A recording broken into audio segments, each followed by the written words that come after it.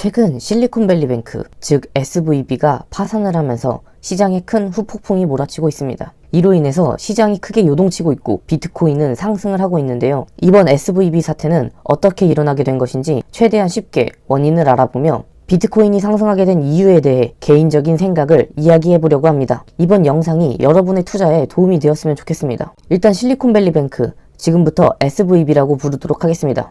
SVB가 어떤 투자를 진행하였기에 파산을 한 것이냐에 대해서 이야기를 해보겠습니다. 일단 지금 시장에 밝혀진 내용으로는 SVB는 예금주들에게 돈을 받아서 그 돈을 세상에서 제일 안전한 자산이라고 평가받는 미국의 국채를 매수하였습니다. 여기서 국채란 국가채권을 의미하는데 국가에 돈을 빌려주고 빌려준 돈에 대한 이자를 받음과 동시에 빌려주는 기간의 만기에 원금을 돌려받기로 약속을 하는 것을 바로 국가채권이라고 말합니다. 정리하면 SVB는 미국이라는 세계 패권국에 돈을 빌려주고 그 대가로 이자를 받음과 동시에 만기에 원금을 돌려받기로 약속한 증서를 매수한 것입니다. 이 미국의 채권이라는 것은 만기까지 가져갔을 때 미국이 망하지 않는 이상 손실이 날 수가 없는 재산입니다. 만기에 원금을 돌려받기로 약속했기 때문이죠. 이런 손실이 날 수 없는 재산을 매수한 SVB는 왜 파산을 하게 된 것일까요? 바로 그에 대한 답을 말씀드리자면 그 이유는 연준의 급격한 금리 인상에 있습니다. 국가채권하고 기준금리 인상이 무슨 상관이지? 라고 생각하시는 분들이 계실 텐데요. 그것을 알기 위해서는 금리 인상과 채권 가격의 연결성을 이야기해야 합니다. 일단 연결성에 대한 답을 먼저 말씀드리자면 연준의 급격한 금리 인상은 채권 가격을 하락시킵니다. 그 이유는 예시를 들어서 설명드리겠습니다. 예를 들어서 A라는 인물이 B라는 인물에게 10년의 기간 동안 1,000만 원의 돈을 빌려주겠다고 약속을 하고 그 조건으로 연 6%의 이자를 지급받으면서 10년이 지난 후에 원금을 돌려받기로 약속을 하고 증서를 작성합니다. 여기서 작성한 증서가 1,000만 원에 대한 연 6%짜리 10년 만기 채권이죠. 그럼 A는 B에게 1,000만 원의 연 6%인 60만 원을 이자로 지급받을 수 있으므로 한 달에 5만 원의 이자를 얻게 됩니다. 그런데 A와 B가 증서를 작성한 다음날 세 개의 은행들이 기준금리를 2배로 올려버립니다. 그렇게 기준금리가 오른 후에 C가 B에게 10년의 기간 동안 1,000만 원의 돈을 빌려주고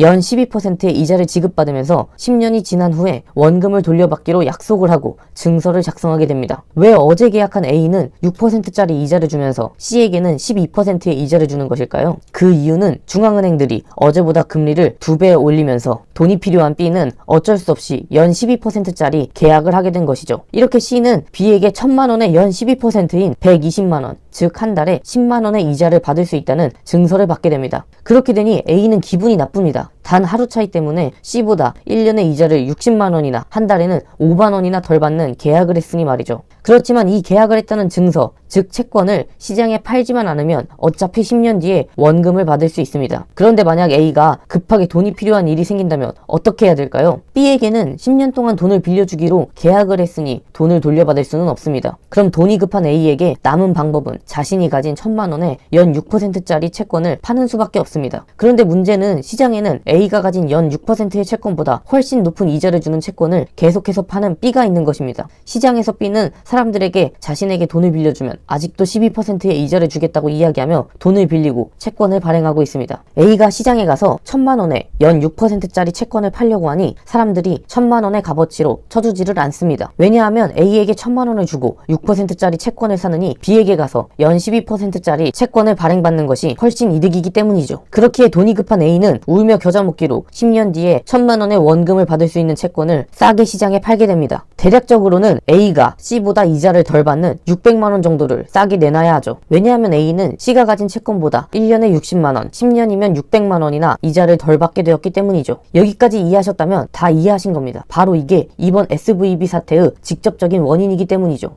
SVB는 은행 예금주들의 돈으로 미국의 국채를 삽니다. 그런데 연준에서 금리를 급격하게 올려버리죠. 그러자 SVB가 가진 국채의 시장 가격이 떨어집니다. 시장에 SVB가 가진 국채보다 좋은 이자율을 주는 채권들이 계속해서 나오기 때문에 상대적으로 SVB가 가진 채권은 매력이 없는 똥채권이 되는 것이죠. 하지만 SVB가 가진 채권을 만기까지 가지고 있을 수 있다면 이는 아무 문제가 되지 않습니다. 원금을 모두 돌려받을 수 있기 때문이죠. 그런데 SVB의 예금주들이 갑자기 돈을 돌려달라고 하나둘씩 찾아옵니다. SVB는 실리콘밸리의 스타트업, 벤처기업들을 상대로 예금을 받는 은행이었습니다. 그런데 이번에 연준이 긴축에 들어가자 들어가자 시장에 돈이 없어지기 시작했고, 그로 인해 스타트업 벤처기업들은 자신들에게 들어오는 투자금이 줄어들게 되었고, 자신들이 이전에 예금해 놓았던 돈들을 찾아서 쓰려고 찾아온 것이었죠. 그런데 SVB는 이 돈들을 어떻게 했죠? 미국의 국채를 사놨었습니다. 그리고 그 국채는 연준의 기준금리 인상으로 인해서 똥값이 되었고요. 그런데도 SVB는 어쩔 수 없었습니다. 돈을 돌려주지 못하는 은행은 뱅크런이 발생하니 어떻게든 예금주들에게 돈을 돌려주어야 했고, 그 결과 예시 사례의 A처럼 돈이 급하니 채권을 싼 값이라도 시장에 팔아야 했죠. 그렇게 비싼 값에 샀던 채권을 싼 값에 팔아버리니 나중에는 돈이 모자른 상황까지 가게 되었고 파산을 신청한 것입니다. 자, 여기까지 이해가 되셨나요?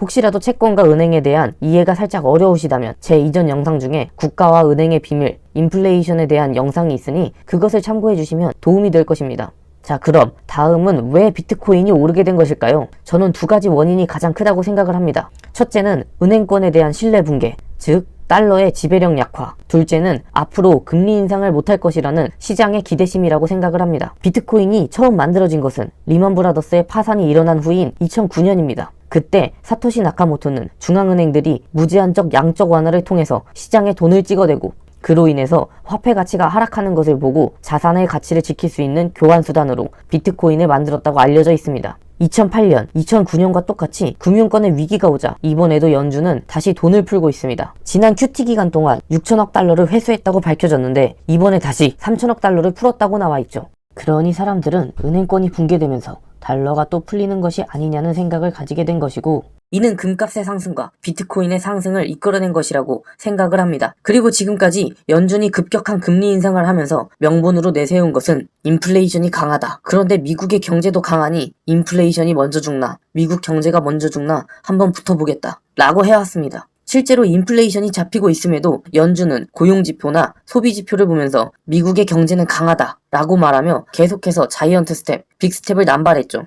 그리고 그 결과로 이번 SVB 사태가 발생을 했고, 지금까지 연준이 이야기했던 미국 경제는 강하다가 틀린 것일지도 모른다는 생각을 들게 만든 것입니다. 시장은 이를 사실 미국 경제는 그렇게 강한 건 아니었어. 이번 사태로 인해 완전 나락으로 갈지도 라는 생각을 하면서 이젠 연준도 금리 못 올릴 거야. 진짜 더 올리면 경제 위기 올걸? 이라는 생각을 하고 있는 것이죠. 그러한 기대감으로 인하여 나스닥을 비롯한 성장주와 비트코인이 오른 것이 아닐까 생각을 하고 있습니다. 그런데 제가 이전에 영상으로 찍었던 비트코인이 성공하는 이유를 보면, 제가 비트코인이 성공하는 이유를 인간은 어쨌든 있다 라는 인지혁명을 통해서 보이지도 만져지지도 않는 것을 믿는 힘이 생겼고, 그로 인해서 보이지도 만져지지도 않는 종교, 돈, 국가, 평등 등을 믿게 되었다고 했습니다. 그리고 눈에 보이지도 만져지지도 않는 비트코인도 이와 같이 어쨌든 있다 라는 힘으로 인해서 비트코인을 믿는 사람이 많아질수록 비트코인의 힘도 커지며 가격이 상승할 것이라고 이야기를 했습니다. 이번 사태가 이것을 보여준 것이라고 생각을 합니다. 이번에 미국 은행권이 붕괴하려는 조짐을 보이자 비트코인의 가치가 어쨌든 있다 라고 생각하는 사람들이 비트코인을 샀고, 그로 인해서 비트코인의 가격이 올랐고, 오르는 것을 본 사람들은 아, 비트코인이 가치가 어쨌든 있구나 하는 생각을 가지게 되었을 것입니다. 그리고 이렇게 비트코인의 가치를 어쨌든 믿는 사람들이 늘어날수록 저는 비트코인의 가격도 올라갈 것이라고 생각을 하고 있습니다. 이번 영상에서는 SVB 파산 사건이 기준금리의 상승과 국채의 가격 연동, 그리고 실리콘밸리 스타트업들의 자금난으로 인해서 일어났다는 것에 대해서 이야기를 해보았고, 그로 인한